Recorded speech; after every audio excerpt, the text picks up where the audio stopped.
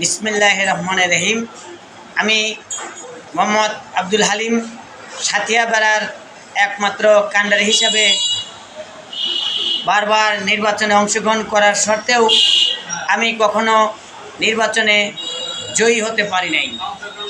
কারণ আমাদের জনগণ চায়, কিন্তু কিছু উপরমহলের লোকজন আমাকে বিভ্রান্ত করে আমাকে বাদ দিয়ে দেওয়া হয়।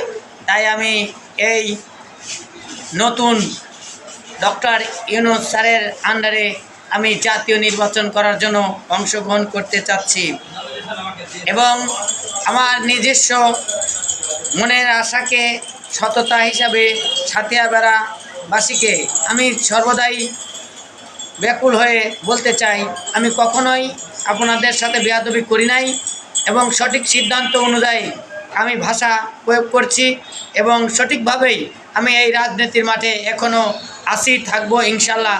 যতদিন না মরব ততদিন জনগণের পাশে দাঁড়াবো এবং সৎ উদ্দেশ্য নিয়ে এই মাঠে থাকবো। তাই আমি বলতে চাই, ডক্টর ইউনূস স্যারের যে প্রক্রিয়াধীন চলছে সেই প্রক্রিয়ায় আমার নামটাকে একটু স্মরণ রাখবেন। সাতিয়াবাসী বেড়াবাসীর পক্ষ থেকে আমি সর্বদাই এমপি ক্যান্ডিডেট ছিলাম, এখনও আছি।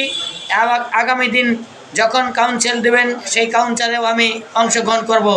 জনগণের ভালোবাসা আছে, আপনারা যে যেখান থেকে পারেন আমার পক্ষে আপনারা যাচাই বাছাই করতে পারেন যে আমার কিভাবে আমি সততার সাথে আছি সেটা ব্যাখ্যা করবেন। আসসালামু আলাইকুম। বাংলাদেশের সততার যার নিষ্ঠা ভালোবাসা আছে সেই ব্যক্তি হবে এই সাতিয়ার একজন জাতীয় মানচিত্রের মাধ্যমে তার প্রক্রিয়া গ্রহণযোগ্য হোক।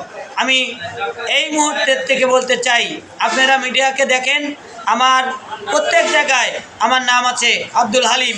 তাই আমি আপনাদের কাছে এই ভারপ্রাপ্ত হিসাবে আমি দাবি করতে চাই যেন আমি এই সাতিয়াবেড়াকে এই পরিচালনা করতে পারি, সেই ব্যবস্থা আপনাদের কাছে চাই, ডক্টর ইউনূস স্যারের কাছে।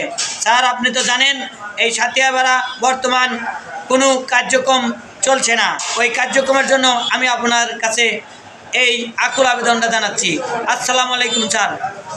ছাত্র জনতা করব আমরা একতা, এই একতাকে পুঁজি করে সম্মান অর্জন করতে যা যা করা লাগে আমরা দেশের মানুষকে তাই সহযোগিতায় এগিয়ে আনতে চাই। আসসালামু আলাইকুম।